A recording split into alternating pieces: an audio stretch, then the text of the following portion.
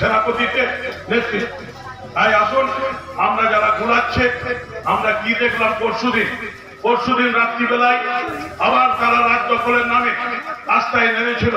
কলকাতা সহ বাংলার অনেক শহরে তারা রাস্তায় মোমবাতি জ্বেলেছিল। সেখানে আমরা কি দেখলাম, ঋতুপর্ণা যে সিনেমা আর্টিস্ট, ঋতুপর্ণা এখন জনপ্রিয় বাংলার নায়িকা, তিনি আন্দোলনে গেছিলেন।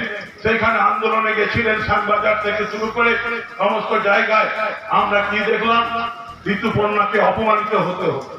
সেখানে কিছু মানুষ মদ খেয়ে এসে ঋতুপর্ণাকে ওজন নায়িকাকে ফিরে ফেলে, সেও তো আন্দোলনে, সে সিনেমার আর্টিস্টে তর্জমা ফেলে দিয়ে তিনি সাধারণ মহিলা হিসাবে সে আন্দোলনে এসেছিল নেতৃত্ব দিতে, যে হ্যাঁ এই আসামি যারা করেছে তাদের ফাঁসি চায়, চরমতম শাস্তি চায়, কিন্তু তাকে আন্দোলনে অংশ নিতে দেওয়া হলো।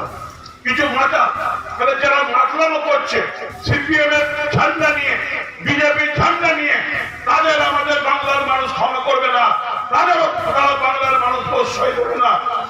এইভাবে আন্দোলনের নাম করে গুন্ডামি, এই কারণে আন্দোলনের নাম করে যারা মদ খেয়ে এসে আন্দোলনের নাম করে এখানেও মহিলাদের গায়ে হাত দিতে যায়, তাদেরও কিন্তু বাংলার মানুষ ক্ষমা করবে না। তাই সবাইকে সংঘবদ্ধ হতে হবে, ঐক্যবদ্ধ হতে হবে। নেতৃত্বের মধ্যে যদি ভুল বোঝাবুঝি থাকে তাহলে সংগঠিত হয়ে একত্রিত হয়ে চলতে হবে।